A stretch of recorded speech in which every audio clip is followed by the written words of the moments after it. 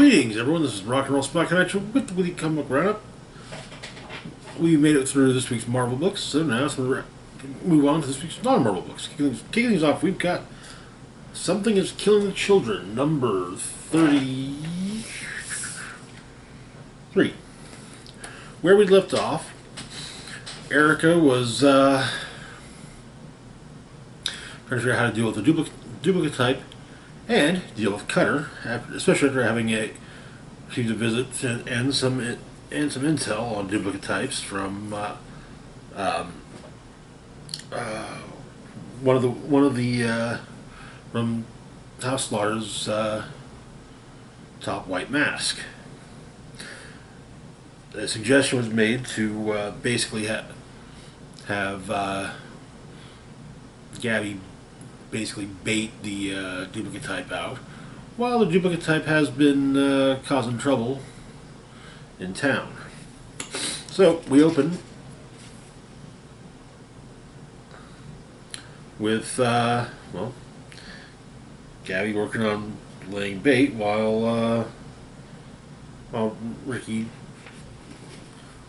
waits, and they talk briefly about. Gabby doesn't really want to talk about things, and wonders if that, when she explained that the idea of therapy is basically that, to talk about things and, saying things out loud helps you work past it. Gabby thinks it's dumb, and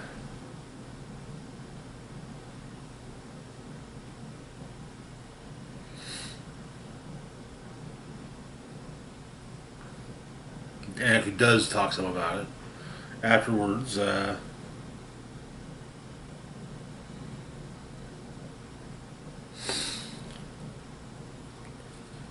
Ricky gives Gabby what I would imagine is a much needed hug, and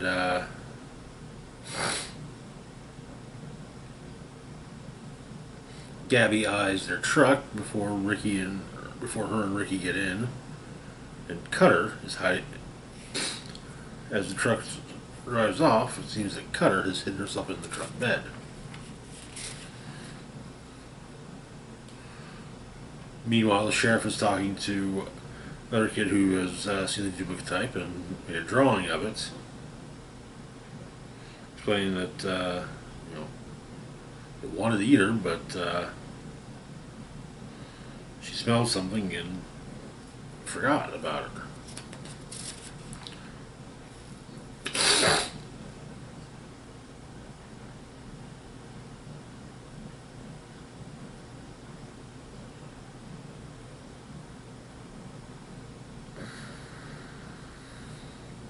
But sheriff has a thought.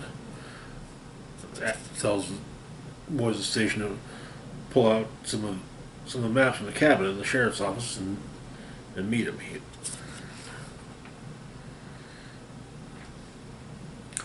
Meanwhile, the duplicate type is making its way through, and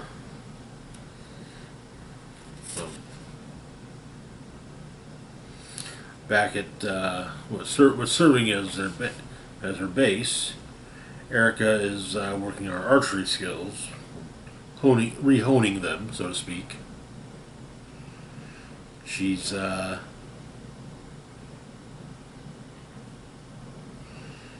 she's not doing great, but in all honesty, considering her arm was ripped open the day before, she's doing pretty good.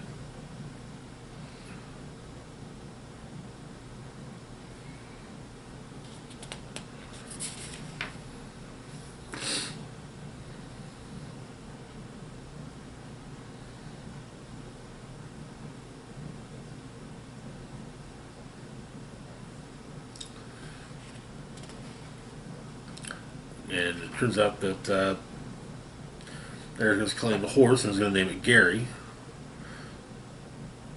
Though Gabby's a stupid name for a horse.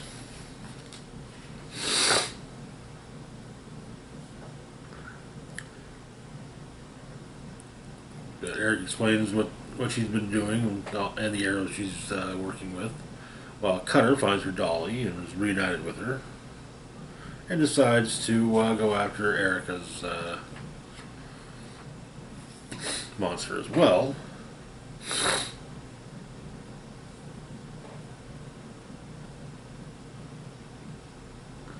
Offering to defeat it, and even just let it free. And though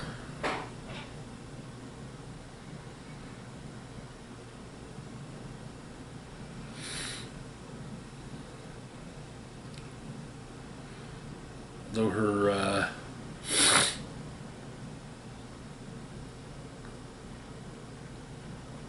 when Erica, Ricky, and Gabby arrive, suggested that Gabby get some rest, or at least pretend to rest.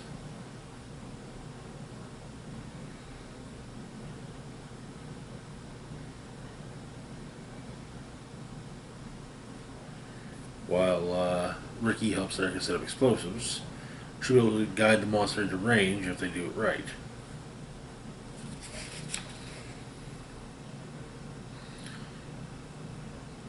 When Gabby asks what they're going to do about Cutter, well, Erica simply says hope that the monster comes first. And that is where the issue ends. Definitely be interesting to see how the whole thing plays out at this point. We've Jessica, I want to say, the higher up with the white masks, who's angling to be the next dragon, kind of hinted that it would be in Erica. It would be in the house's best interest, as far as Erica's concerned, if both her and Cutter were killed. But, well, maybe if Erica survives, she could become the new head Black Mask. Moving on, though, to our next book, we've got Nocterra, number 16. This actually wraps up the series, at least for the time being. Scott Snyder, I believe, posted on Instagram about it, stating that it ends in an interesting place should he decide to come back to it. So, I guess this is likely the end, at least for some time. So, where we left off,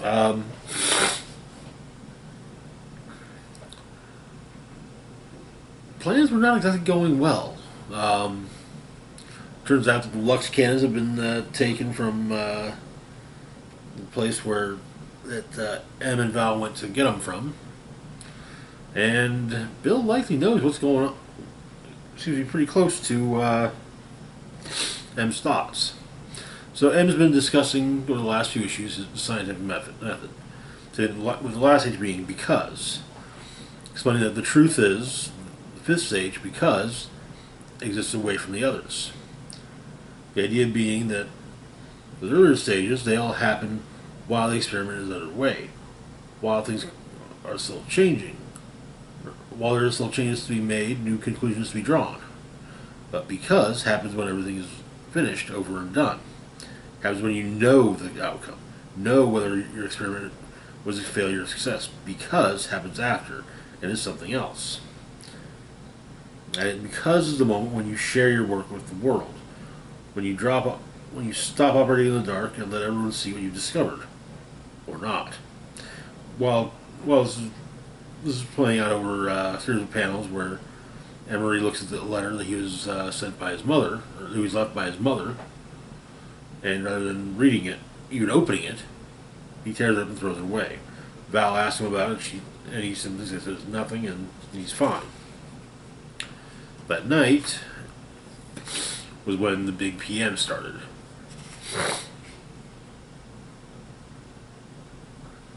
But Shades have arrived,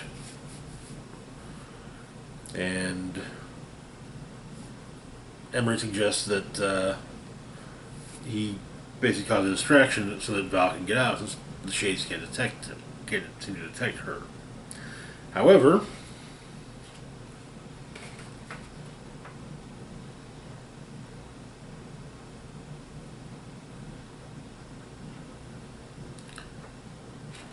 the cavalry arrives with the light guns.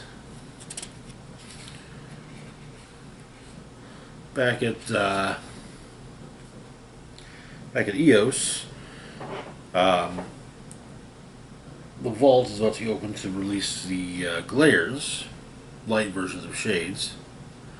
But the door's open, but then Bill shows up. Basically, and does what he can to basically just keep the glares from getting out.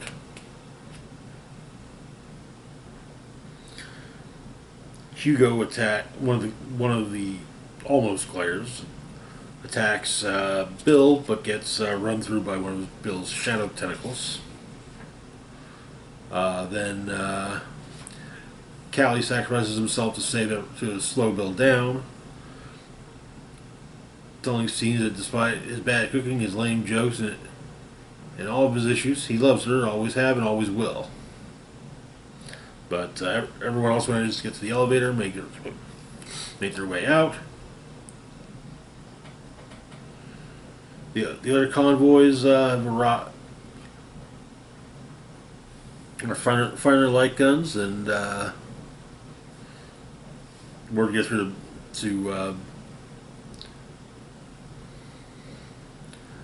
Bell, but the light guns might not be enough to deal with Nox, as Nox is making his way in Earth.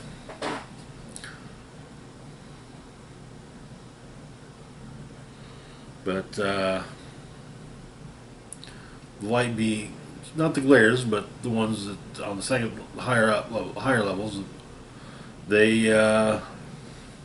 use their light to focus the light guns, and but Bill breaks free, going after the trucks, and well, gets hit by Emery.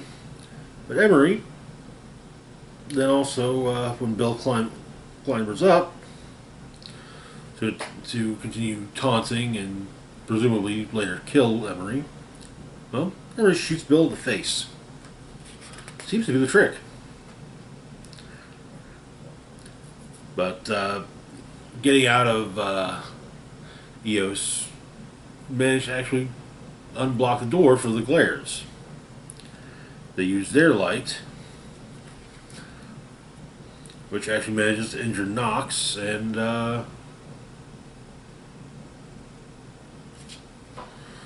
as also the added light from the light guns manages to finally finish off Bill, Nox, in his injured state, leaves.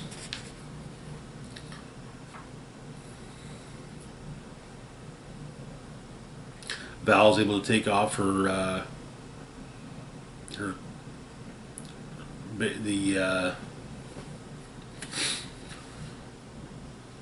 basically the shade blocking armor she's been wearing, and they're all celebrating, and the strangest thing happens. The sun rises, and so begins 1 a.m. and that is where the series ends. It's been a fun ride. I'm curious if Steiner comes back to this. I'm curious to see the direction he takes things in. It's been great though. You know, I'm sad to see it end. I have to admit that I wasn't expecting an ending.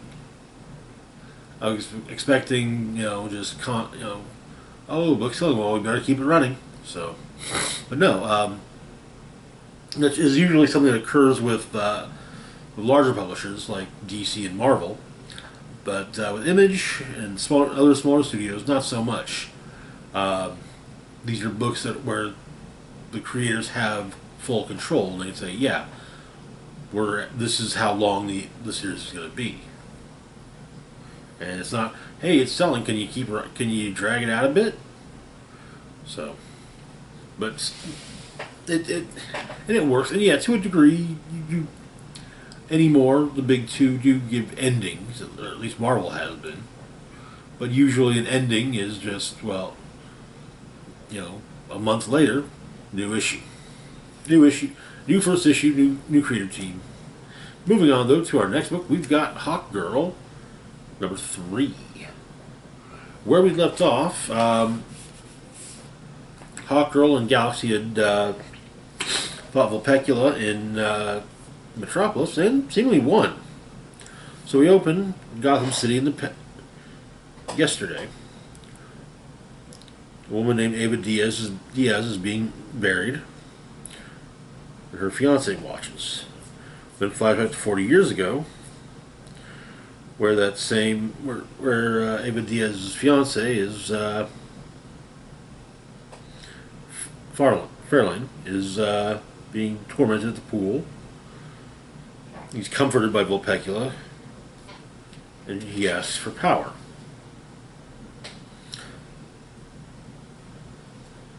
In the present, Bruce Wayne is meeting with Fairlane Kandor. Fairlane wants him on the board of a new company. Bruce has his demands, but Fairlane has to speak with his VP of Finance, Ava Diaz, who appears to also be his fiance. Elsewhere in town, a woman named Alicia is with the diner, is taking a break while things are slow. It's her diner after all; she can take a break if she wants. Runs into the Croc Block, a group of Killer Croc fanboys, and yes, this is Barbara Gordon's old roommate, Alicia. But she's saved by Hawkgirl and Galaxy.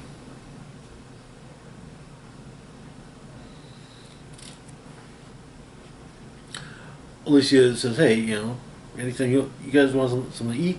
Hey, come on, on that. I'll make it on the house." But Galaxy and Hawkgirl goes to talk to Batman about.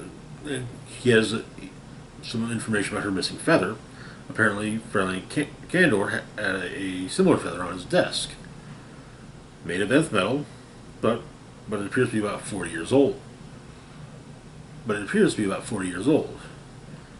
that he was able to scan it while Kandor was talking to one of his employees, Ava Diaz. Which shocks Hawkgirl because just a few nights ago, her and Batman talked about Ava Diaz's murder. Batman tries to say, well, maybe it's just the stress and everything, and this is a league, but Hawkgirl's not having it, and Galaxy says that it is possible, adding that nth metal is not of this world, and not so much in the current case of not of this Earth, not of this planet, but not of there's physical realms, spirit, the physical world, the physical world, the spiritual world, not of this world in that sense, as in not entirely the physical world, and it runs through Hawkgirl's body. So, if something was out of sync, she would, there's a good chance she would notice it before anyone else.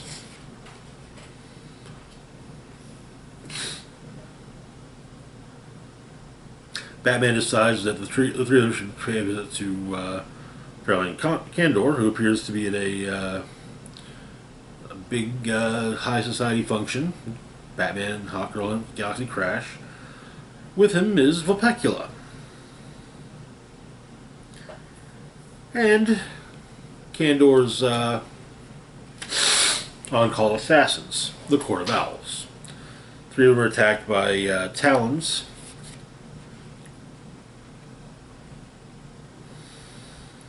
Kendra kind of lets loose a bit while and Vulpecula pulls out the missing one of Hawkgirl's feathers akin to one of Hawkgirl's, and stabs Kandor in the chest with it, or fairly in the chest with it, turning him into a giant hawk monster, into a giant owl monster with a big ass mace. Batman chases after Vulpecula, who explains that she has something that all of Batman's clowns and half-men and puzzle obsessives do not: timing. Hawkgirl vents her frustrations on to Fairlane, as Fairlane tries to tell her she's nothing, and she explains that she's tired of men telling her who they think she is. Fairlane, her grandfather, Carter, Roy, Jean, Zariel. She adds that she had a literal angel look her in the eyes and tell her she's someone else, that she doesn't know herself.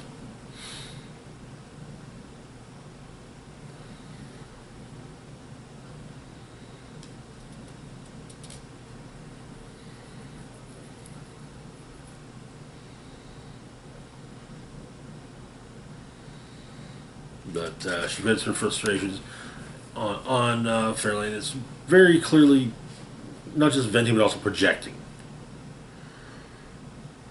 Fairlane turns to dust, leaving behind the feather.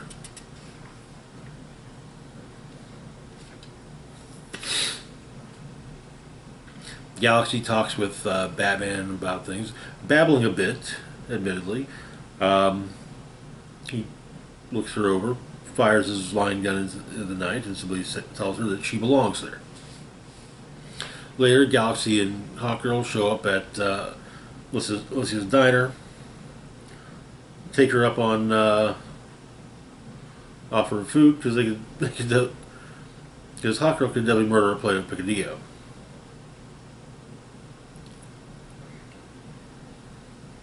But Hawkgirl also sends a text to her college friend and introduces herself to Alicia.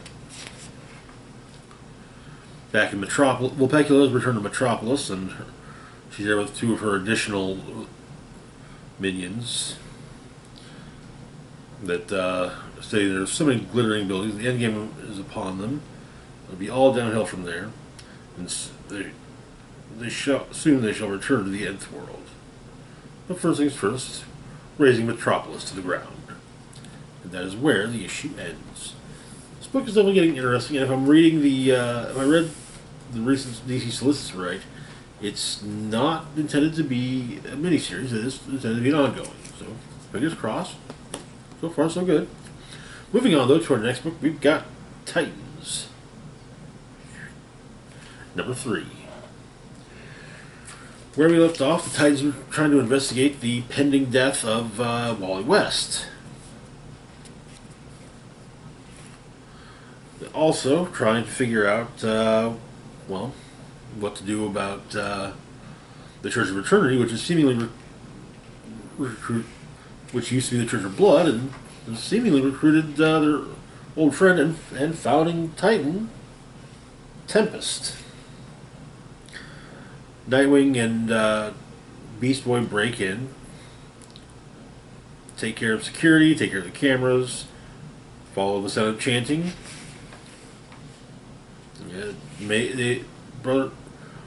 They may have rebranded, but it appears that the Church of Blood is still the Church of Blood.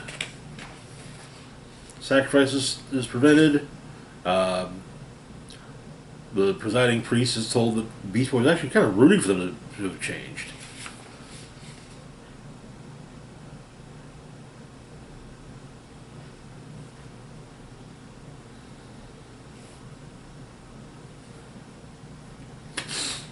But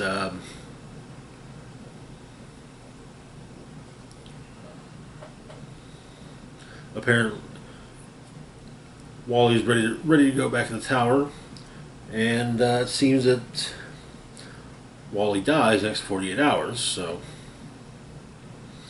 but he says, if one of you knew you were going to die, but didn't know how or when,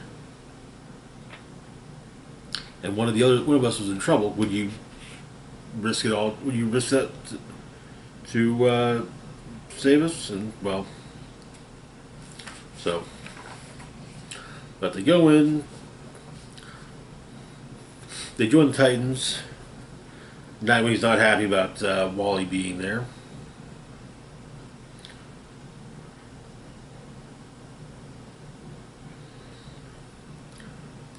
sees the sacrifice going on, and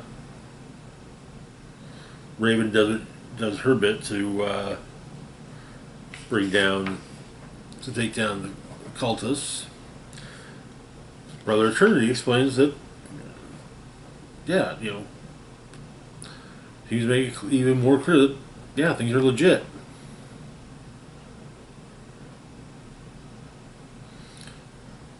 And they really are trying to fix things.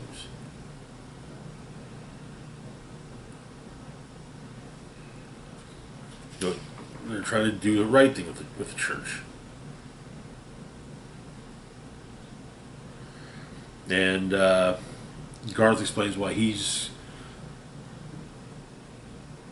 basically standing by Brother Eternity's side, is that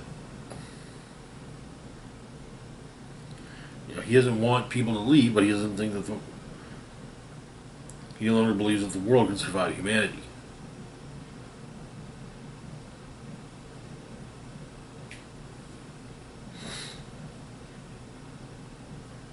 But Brother Eternity has issued a warning if they feel that he's wrong. Well, yeah. Back to the tower.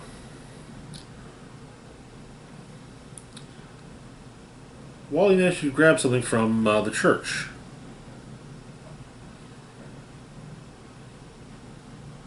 A meteor, which Brother Eternity notes is gone, and sees that it was taken by Flash, and well,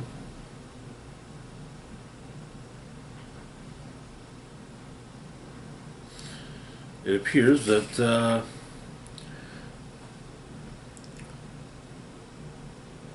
there's an entity possessing Brother Eternity, which is passed on to. It's currently being, at least temporarily, being passed along to Tempest, and that is where the issue ends. I like the idea of. I have to admit, I like the idea of Brother Eternity being kind of legit. And obviously, it's not. It's it's just pretending to be towards legitimacy, but whatever. You know what I mean. Moving on to our last one for a moment, we have Wonder Woman #1, kicking off a brand new era on Wonder Woman, written by Tom King. So I believe I discussed the first few pages a while back. And Amazon starts a fight, gets into a fight in a pool hall. News report states that just everyone in the bar was killed, except for two women. Star Steel is contacted. People are scared. Reactionaries are using fear of the Amazons, and a law gets put in place, to send all Amazons back to Themyscira, or take necessary steps to neutralize them as threats. Some of those steps can include defending what's the task force called?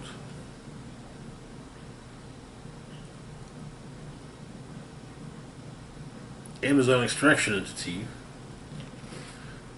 defending themselves with lethal force if need be against an attack from an Amazon, which we see them do.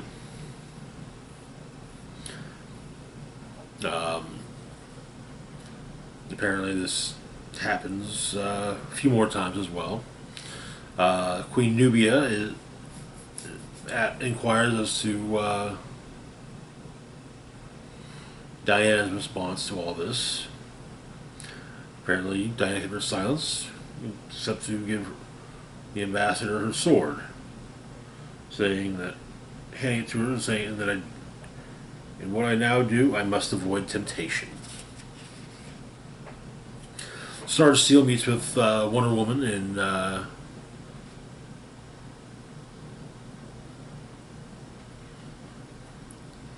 in a graveyard near where the pool hall attack happened. One of his men has Wonder Woman in his sights with a sniper rifle. Sarge talks to her, and, well, as he talks, the sniper fires, and, well, yeah. Wonder Woman proceeds to hand Sarge Steel and his men their asses.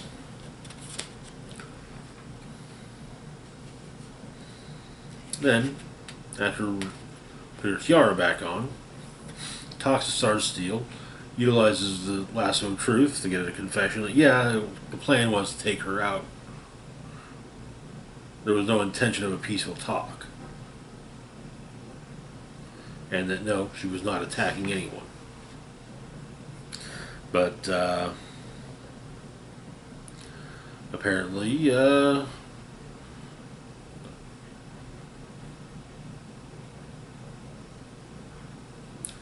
arrest warrant is put out on Wonder Woman.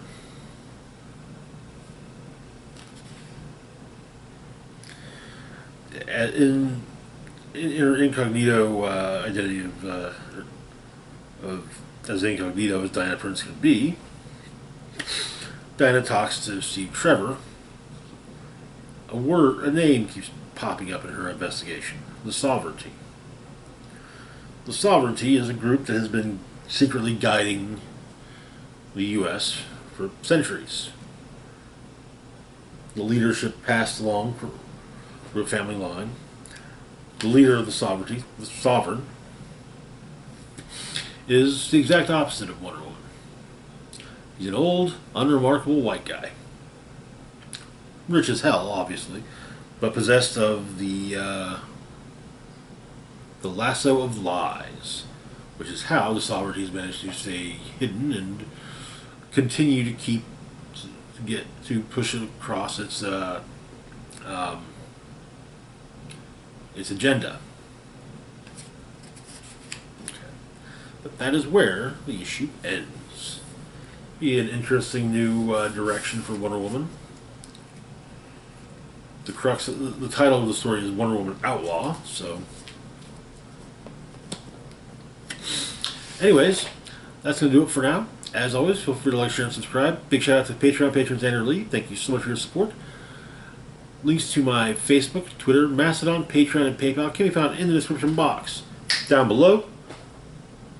This is Rock and Roll Spock signing off saying, live long and rock hard.